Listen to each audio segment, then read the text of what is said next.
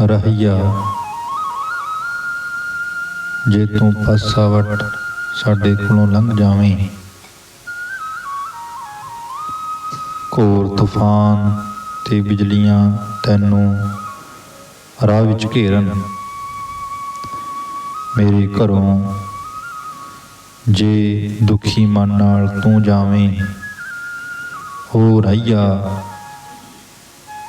ਬਿਜਲੀ ਤੂਫਾਨ ਮੈਨੂੰ ਘੇਰਨ, ਬਿਜਲੀ ਤੂਫਾਨ ਮੈਨੂੰ ਘੇਰਨ। ਜੇ ਅਤੀਤ ਤੇ ਪਿਸਤੌਲ ਨਾਲ ਗੋਲੀ ਚਲਾਉਂਗੇ ਤਾਂ ਭਵਿੱਖ ਤੁਹਾਨੂੰ ਤੋਪ ਨਾਲ ਉਡਾਵੇਗਾ। ਜਦੋਂ ਅੱਖ ਖੁੱਲ੍ਹਦੀ ਏ ਤਾਂ ਬਿਸਤਰੇ ਤੋਂ ਇੰਝ ਛਾਲ ਮਾਰ ਕੇ ਨਾ ਉੱਠੋ ਜਿਵੇਂ ਤੁਹਾਨੂੰ ਕਿਸੇ ਨੇ ਡੰਗ ਲਿਆ ਹੋਵੇ। ਤੁਸਾਂ ਜੋ ਕੁਝ ਸੁਪਨੇ ਵਿੱਚ ਦੇਖਿਆ ਏ ਪਹਿਲਾਂ ਉਸ 'ਤੇ ਵਿਚਾਰ ਕਰੋ। ਮੇਰੇ ਖਿਆਲ ਵਿੱਚ ਤਾਂ ਯਾਰਾਂ ਬੇਲੀਆਂ ਨੂੰ ਕੋਈ ਰੋਚਕ ਕਿੱਸਾ ਸੁਣਾਉਣ ਜਾਂ ਨਵਾਂ ਉਪਦੇਸ਼ ਦੇਣ ਤੋਂ ਪਹਿਲਾਂ ਖੁਦ ਅੱਲਾ ਵੀ ਸਿਗਰਟ ਬਾਲਦਾ ਹੋਵੇਗਾ, ਲੰਬੇ ਲੰਬੇ ਸੁੱਟੇ ਭਰਦਾ ਤੇ ਕੁਝ ਸੋਚਦਾ ਵਿਚਾਰਦਾ ਹੋਵੇਗਾ। ਹਵਾਈ ਜਹਾਜ਼ ਉੱਡਣ ਤੋਂ ਪਹਿਲਾਂ ਕਾਫੀ ਦੇਰ ਤੱਕ ਰੌਲਾ ਪਾਉਂਦਾ ਹੈ। ਫਿਰ ਸਾਰਾ ਹਵਾਈ ਅੱਡਾ ਲੰਘ ਕੇ ਉਸ ਨੂੰ ਉਡਾਰੀ ਭਰਨ ਦੇ ਰਾਹ 'ਤੇ ਲਿਆਂਦਾ ਜਾਂਦਾ ਹੈ। ਇਸ ਤੋਂ ਬਾਅਦ ਉਹ ਹੋਰ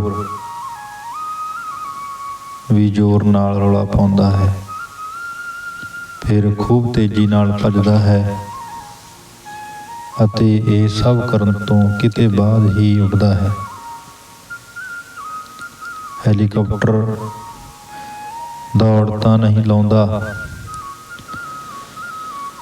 ਪਰ ਜ਼ਮੀਨ ਤੋਂ ਉੱਪਰ ਉੱਠਣ ਤੋਂ ਪਹਿਲਾਂ ਉਹ ਵੀ ਕਾਫੀ ਦੇਰ ਤੱਕ ਰੌਲਾ ਪਾਉਂਦਾ ਹੈ, ਗੜਗੜਾਉਂਦਾ ਹੈ ਅਤੇ ਬੁਰੀ ਤਰ੍ਹਾਂ ਕੰਬਣੀਆਂ ਖਾਂਦਾ ਦੇਰ ਤੱਕ ਖੂਬ ਕੰਬਦਾ ਹੈ। ਸਿਰਫ ਪਹਾੜੀ ਉਕਾਬ ਹੀ ਚਟਾਨ ਤੋਂ ਇੱਕੋ ਵਾਰੀ ਅਸਮਾਨ ਵਿੱਚ ਛੂਟ ਵੱਟਦਾ ਹੈ ਅਤੇ ਆਸਾਨੀ ਨਾਲ ਵੱਧ ਤੋਂ ਵੱਧ ਉਤਾਂਹ ਚੜ੍ਹਦਾ ਹੋਇਆ ਛੋਟੇ ਜਿਹੇ ਬਿੰਦੂ ਵਿੱਚ ਬਦਲ ਜਾਂਦਾ ਹੈ। ਕਿਸੇ ਵੀ ਚੰਗੀ ਕਿਤਾਬ ਦੀ ਅਜਿਹੀ ਹੀ ਸ਼ੁਰੂਆਤ ਹੋਣੀ ਚਾਹੀਦੀ ਹੈ। ਲੰਬੇ ਲੰਬੇ ਅਤੇ ਅਕੇਵੇਂ ਭਰੇ ਮੁਖਬੰਧਾਂ ਤੋਂ ਬਿਨਾਂ ਜ਼ਾਹਿਰ ਹੈ ਕਿ ਨੇੜਿਓਂ ਭੱਜੇ ਜਾਂਦੇ ਸਾਨ ਨੂੰ ਜੇ ਸਿੰਗਾਂ ਤੋਂ ਫੜ ਕੇ ਅਸੀਂ ਕਾਬੂ ਨਹੀਂ ਕਰ ਪਾਉਂਦੇ, ਪੂੰਛ ਤੋਂ ਫੜ ਕੇ ਤਾਂ ਉਹ ਕਾਬੂ ਆਉਣੋਂ ਰਿਹਾ। ਲਓ ਗਾਇਕ ਨੇ ਪੰਦੂਰਾ ਹੱਥ ਵਿੱਚ ਫੜ ਲਿਆ। ਮੈਨੂੰ ਪਤਾ ਹੈ ਉਹਦੀ ਆਵਾਜ਼ ਸੁਰੀਲੀ ਹੈ, ਪਰ ਪਤਾ ਨਹੀਂ ਕਿਉਂ ਉਹ ਗੀਤ ਸ਼ੁਰੂ ਕਰਨ ਤੋਂ ਪਹਿਲਾਂ ਇੰਨੀ ਦੇਰ ਤੱਕ ਐਵੇਂ ਹੀ ਤਾਰਾਂ ਨੂੰ ਝਣਕਾਰਦਾ ਰਹਿੰਦਾ ਹੈ। ਕਨਸਰਟ ਤੋਂ ਪਹਿਲਾਂ ਕਥਨ, ਨਾਟਕ ਤੋਂ ਪਹਿਲਾਂ ਭਾਸ਼ਣ ਅਤੇ ਜਾਂ ਸਹੁਰੇ ਵੱਲੋਂ ਆਪਣੇ ਜਵਾਈ ਨੂੰ ਮੇਜ਼ 'ਤੇ ਬੁਲਾ ਕੇ ਫੌਰਨ ਜਾਮ ਪੀਣ ਦੇਣ ਦੀ ਬਜਾਏ ਉਹਨੂੰ ਕਿਵੇਂ ਭਰੀਆਂ ਨਸੀਹਤਾਂ ਦੇਣ ਬਾਰੇ ਵੀ ਮੈਂ ਇੰਝ ਹੀ ਕਹੂੰਗਾ। ਇੱਕ ਵਾਰ ਮਰੀਦ ਆਪਣੀਆਂ ਤਲਵਾਰਾਂ ਦੀਆਂ ਫੜਾਂ ਬਾਰੇ ਫੜਾਂ ਮਾਰਨ ਲੱਗੇ। ਉਹਨਾਂ ਨੇ ਇੱਕ ਦੂਜੇ ਨੂੰ ਦੱਸਿਆ ਕਿ ਉਹ ਕਿਹੋ ਜਿਹੇ ਵਧੀਆ ਫਲੌਦ ਨਾਲ ਬਣੀਆਂ ਹੋਈਆਂ ਨੇ। ਉਹਨਾਂ ਨੇ ਤਲਵਾਰਾਂ ਤੋਂ ਕਰੀਆਂ ਕੁਰਾਨ ਦੀਆਂ ਵਧੀਆ ਆਇਤਾਂ ਬਾਰੇ ਵੀ ਜ਼ਿਕਰ ਕੀਤਾ। ਮਹਾਨ ਸ਼ਾਮਿਲ ਦਾ ਨਾਇਬ ਹਾਜ਼ੀ ਮੁਰਾਦ ਵੀ ਮੁਰਾਦਾਂ ਵਿੱਚ ਮੌਜੂਦ ਸੀ। ਉਹ ਬੋਲਿਆ, ਚਿਨਾਰਾਂ ਦੀ ਠੰਡੀ ਛਾਵੇਂ ਤੁਸੀਂ ਕਾਹਦੇ ਵਾਸਤੇ ਬਹਿਸ ਪਏ ਕਰਦੇ ਹੋ? ਕੱਲ੍ਹ ਪਹੁ ਟਾਲੇ ਨਾਲ ਹੀ ਲੜਾਈ ਸ਼ੁਰੂ ਹੋ ਜਾਣੀ ਹੈ ਤੇ ਫਿਰ ਤੁਹਾਡੀਆਂ ਤਲਵਾਰਾਂ ਖੁਦ ਬਖੁਦ ਫੈਸਲਾ ਸੁਣਾ ਦੇਣਗੀਆਂ ਬਈ ਕਿਹਦੀ ਤਲਵਾਰ ਬਿਹਤਰ ਏ। ਫਿਰ ਵੀ ਮੇਰਾ ਇਹ ਖਿਆਲ ਹੈ ਕਿ ਆਪਣੀ ਕਹਾਣੀ ਸ਼ੁਰੂ ਕਰਨ ਤੋਂ ਪਹਿਲਾਂ ਅੱਲਾ ਵੀ ਜ਼ਰੂਰ ਹੀ ਮਜ਼ੇ ਨਾਲ ਸਿਗਰਟ ਦੇ ਸੁੱਟੇ ਲਾਉਂਦਾ ਹੈ। ਫਿਰ ਵੀ ਸਾਡੇ ਪਹਾੜਾਂ ਵਿੱਚ ਇਹ ਪ੍ਰਥਾ ਹੈ ਕਿ ਘੋੜਸਵਾਰੀ ਆਪਣੇ ਪਹਾੜੀ ਘਰ ਦੀਆਂ ਬਰੂਹਾਂ ਕੋਲੋਂ ਹੀ ਘੋੜੇ 'ਤੇ ਸਵਾਰ ਨਹੀਂ ਹੁੰਦਾ। ਉਸ ਨੂੰ ਘੋੜੇ ਨੂੰ ਆਪਣੇ ਮਗਰ ਤੁਰਾ ਕੇ ਪਿੰਡੋਂ ਬਾਹਰ ਲੈ ਜਾਣਾ ਹੁੰਦਾ ਹੈ। ਸ਼ਾਇਦ ਇੰਜ ਕਰਨਾ ਇਸ ਲਈ ਲਾਜ਼ਮੀ ਹੁੰਦਾ ਹੈ ਕਿ ਉਹ ਇੱਕ ਵਾਰੀ ਫਿਰ ਗੌਰ ਫਰਮਾ ਲਵੇ ਕਿ ਉਹ ਇੱਥੇ ਹੀ ਛੱਡ ਕੇ ਜਾ ਰਿਹਾ ਹੈ।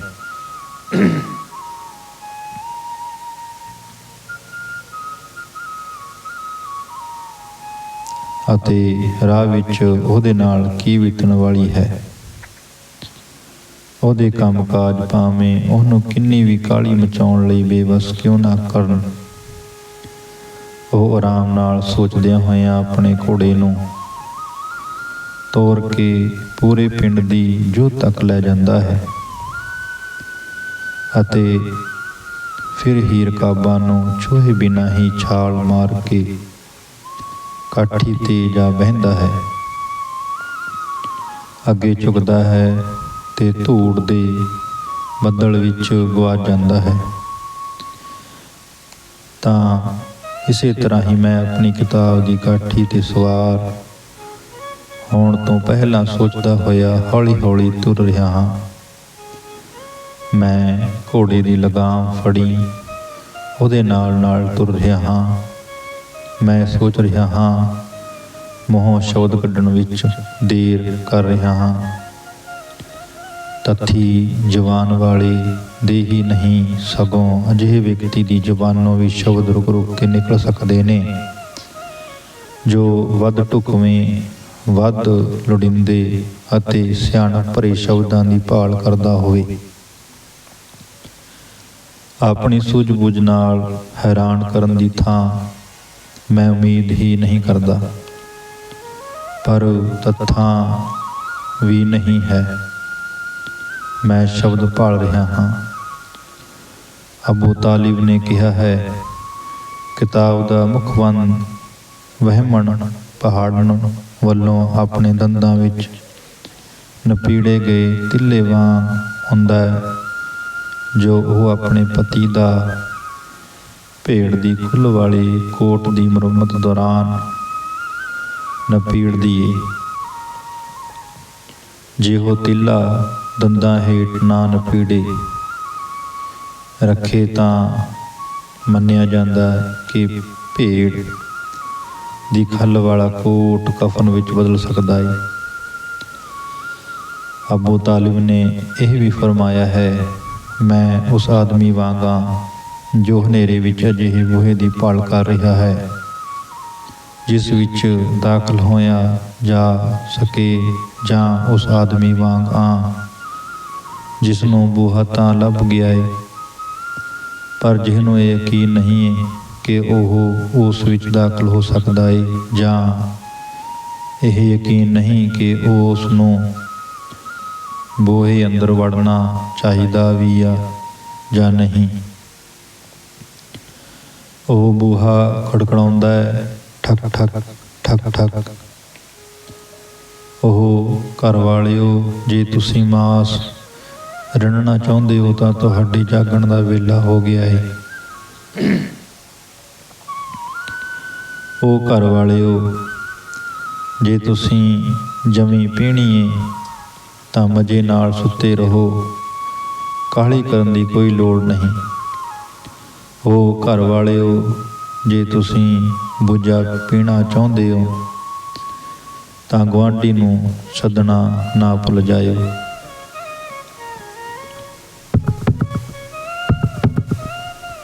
ਹੁਣ ਦੱਸੋ, ਮੈਂ ਅੰਦਰ ਲੰਘ ਆਵਾਂ ਜਾਂ ਮੇਰੇ ਬਿਨਾਂ ਹੀ ਤੁਹਾਡਾ ਕੰਮ ਸਰ ਜਾਊ? ਬੋਲਣਾ ਸਿੱਖਣਾ ਲਈ ਆਦਮੀ ਨੂੰ 2 ਸਾਲ ਲੋੜੀਂਦੇ ਹੁੰਦੇ ਨੇ, ਪਰ ਇਹ ਸਿੱਖਣ ਲਈ ਕਿ ਜ਼ੁਬਾਨ ਨੂੰ ਵਸ ਵਿੱਚ ਕਿਵੇਂ ਰੱਖਿਆ ਜਾਵੇ। 60 ਸਾਲਾਂ ਦੀ ਲੋੜ ਹੁੰਦੀ ਹੈ। ਮੈਂ ਨਾ ਤਾਂ 2 ਸਾਲ ਦਾ ਹਾਂ ਤੇ ਨਾ ਹੀ 60 ਸਾਲ ਦਾ। ਮੈਂ ਦੋਵਾਂ ਦੇ ਵਿਚਾਲੇ ਹਾਂ। ਫਿਰ ਵੀ ਮੈਂ ਦੂਜੇ ਬਿੰਦੂ ਦੇ ਵੱਧ ਨੇੜੇ ਹਾਂ, ਕਿਉਂਕਿ ਮੈਨੂੰ ਅਣਕਹੇ ਸ਼ਬਦ ਕਹੇ ਜਾ ਚੁੱਕੇ ਸਾਰੇ ਸ਼ਬਦਾਂ ਨਾਲੋਂ ਵੱਧ ਅਜੀਜ਼ ਨੇ। ਉਹ ਕਿਤਾਬ ਜੋ ਮੈਂ ਹਾਲੇ ਤੱਕ ਲਿਖੀ ਨਹੀਂ, ਲਿਖੀਆਂ ਜਾ ਚੁੱਕੀਆਂ ਸਾਰੀਆਂ ਕਿਤਾਬਾਂ ਨਾਲੋਂ ਵੱਧ ਪਿਆਰੀ ਹੈ। ਉਹ ਸਭ ਤੋਂ ਵੱਧ ਪਿਆਰੀ, ਮਨ ਦੇ ਨੇੜੇ ਤੇ ਔਖੀ ਹੈ। ਨਵੀਂ ਕਿਤਾਬ ਇਹ ਤਾਂ ਉਹ ਦर्रा ਹੈ ਜਿਸ ਵਿੱਚ ਮੈਂ ਕਦੇ ਗਿਆ ਨਹੀਂ, ਪਰ ਜੋ ਮੇਰੇ ਸਾਹਮਣੇ ਖੁੱਲ੍ਹ ਚੁੱਕਾ ਹੈ। ਮੈਨੂੰ ਆਪਣੀ ਧੁੰਦਲੀ ਦੂਰੀ ਵੱਲ ਖਿੱਚਦਾ ਹੈ ਕਿ ਨਵੀਂ ਕਿਤਾਬ ਇਹ ਤਾਂ ਉਹ ਘੋੜਾ ਹੈ ਜਿਸ 'ਤੇ ਮੈਂ ਹਾਲੇ ਤੱਕ ਸਵਾਰੀ ਨਹੀਂ ਕੀਤੀ। ਉਹ ਖੰਜਰ ਹੈ ਜਿਸ ਨੂੰ ਮੈਂ ਹਾਲੇ ਤੱਕ ਮਿਆਨ ਵਿੱਚੋਂ ਨਹੀਂ ਕੱਢਿਆ। ਪਹਾੜੀ ਲੋਕਾਂ ਵਿੱਚ ਇਹ ਗੱਲ ਪ੍ਰਸਿੱਧ ਹੈ, ਲੋੜ ਨਾ ਜਾਪੈ ਤਾਂ ਖੰਜਰ ਨੂੰ ਬਾਹਰ ਨਾ ਕੱਢੋ। ਜੇ ਕੱਢ ਲਿਆ ਹੈ ਤਾਂ ਮਾਰੋ, ਇੰਜ ਮਾਰੋ ਕਿ ਘੋੜਸਵਾਰ ਤੇ ਘੋੜਾ ਦੋਵੇਂ ਹੀ ਫੌਤ ਹੋ ਜਾਣ। ਤੁਹਾਡਾ ਕਹਿਣਾ ਮੁਨਾਸਿਬ ਹੈ ਪਹਾੜੀ ਲੋਕੋ, ਫਿਰ ਵੀ ਖੰਜਰ ਕੱਢਣ ਤੋਂ ਪਹਿਲਾਂ ਤੁਹਾਨੂੰ ਇਸ ਗੱਲ ਦਾ ਯਕੀਨ ਹੋਣਾ ਚਾਹੀਦਾ ਹੈ ਕਿ ਉਹਦੀ ਧਾਰ ਚੰਗੀ ਤੇਜ਼ ਹੋਵੇ। ਮੇਰੀ ਇਹ ਕਿਤਾਬੇ ਸਾਲਾਂ ਬੱਧੀ ਤੂੰ ਮੇਰੀ ਆਤਮਾ ਅੰਦਰ ਜ਼ਿੰਦਾ ਰਹੀ ਹੈ। ਤੂੰ ਉਸ ਔਰਤ ਦਿਲ ਦੀ ਉਸ ਰਾਣੀ ਵਾਂਗ ਹੈ ਜਿਹਨੂੰ ਉਹਦਾ ਪ੍ਰੇਮੀ ਦੂਰੋਂ ਦੇਖਦਾ ਹੈ, ਜਿਹਦੇ ਸੁਪਨੇ ਦੇਖਦਾ ਹੈ, ਪਰ ਜਿਸ ਨੂੰ ਚਾਹੁਣ ਦੀ ਬਖਸ਼ ਉਹਨੂੰ ਹਾਸਲ ਨਹੀਂ ਹੋਈ। ਕਦੇ ਕਦੇ ਇੰਜ ਵੀ ਹੋਇਆ ਹੈ ਬਈ ਉਹ ਬਿਲਕੁਲ ਨੇੜੇ ਹੀ ਖਲੋਤੀ ਰਹੀ ਹੋਵੇ, ਬਸ ਹੱਥ ਵਧਾਉਣ ਦੀ ਲੋੜ ਸੀ, ਪਰ ਮੇਰੀ ਹਿੰਮਤ ਹੀ ਨਾ ਹੋਈ।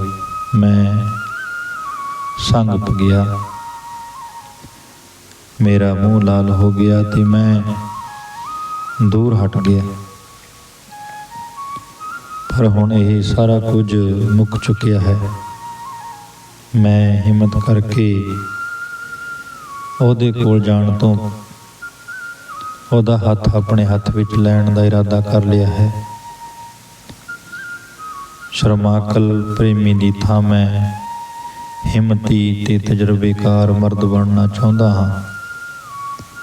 ਮੈਂ ਘੋੜੇ 'ਤੇ ਸਵਾਰ ਹੁੰਦਾ ਹਾਂ, 3 ਵਾਰ ਚਾਬੁਕ ਮਾਰਦਾ ਹਾਂ, ਜੋ ਵੀ ਹੋਣਾ ਹੈ ਹੋ ਜਾਵੇ।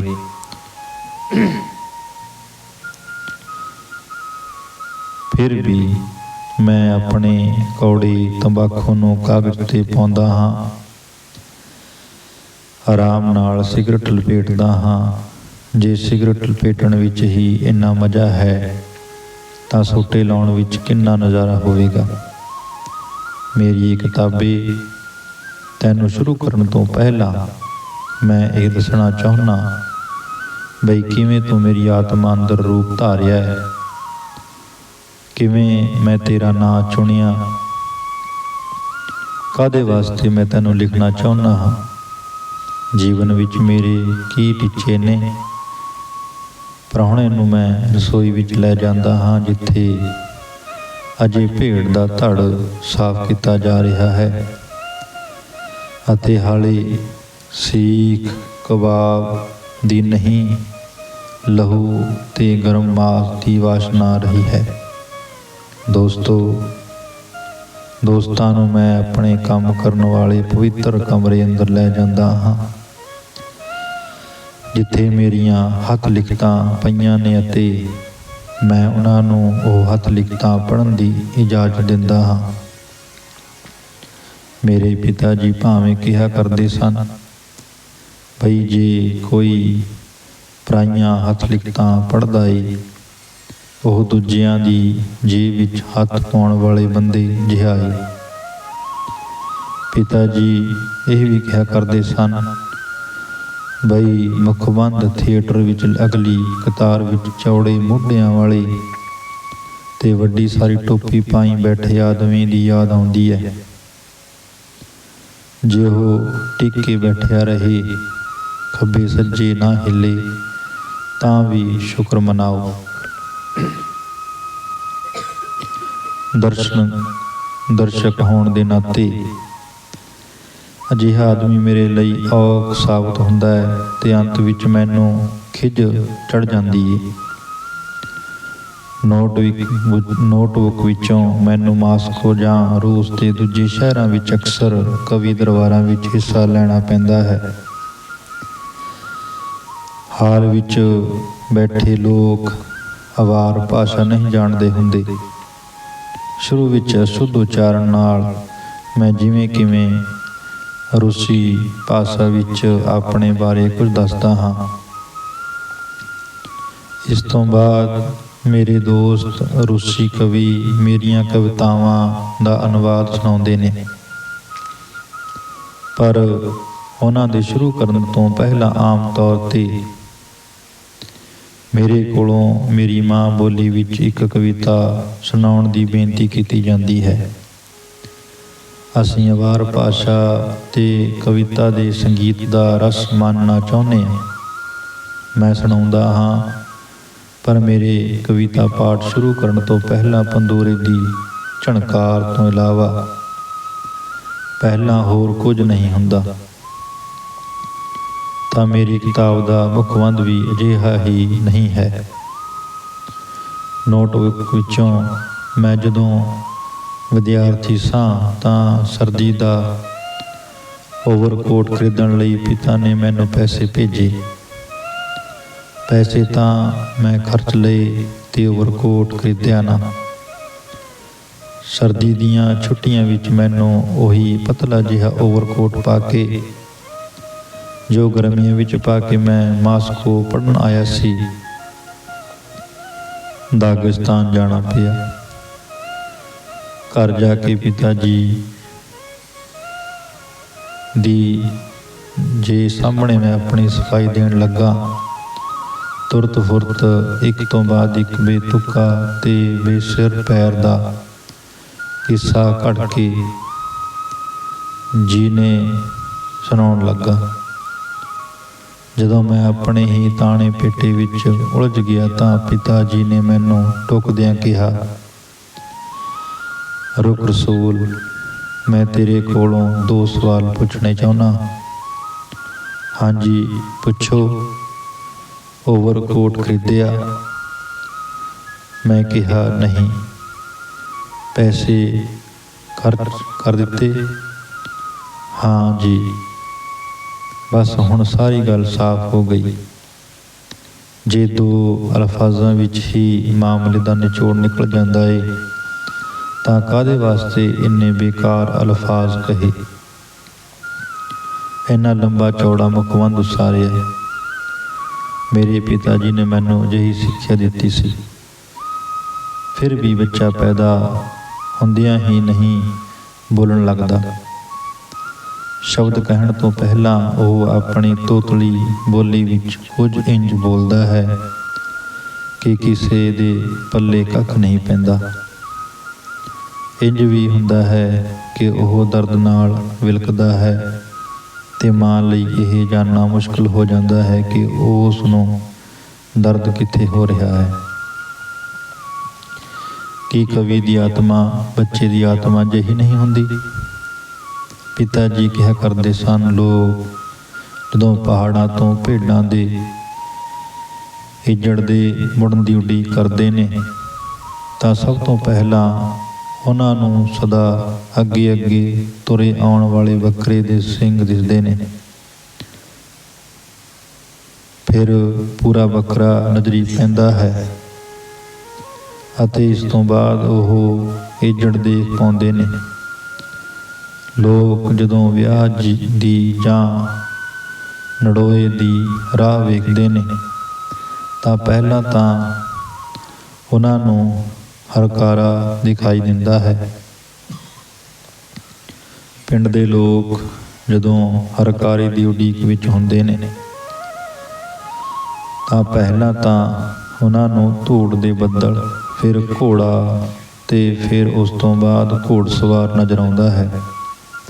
ਲੋਕ ਜਦੋਂ ਸ਼ਿਕਾਰੀ ਤੇ ਪਰਤਣ ਦੀ ਉਡੀਕ ਕਰ ਰਹੇ ਹੁੰਦੇ ਨੇ ਤਾਂ ਪਹਿਲਾਂ ਉਹਨਾਂ ਨੂੰ ਉਹਦਾ ਕੁੱਤਾ ਹੀ ਦਿਖਾਈ ਦਿੰਦਾ ਹੈ।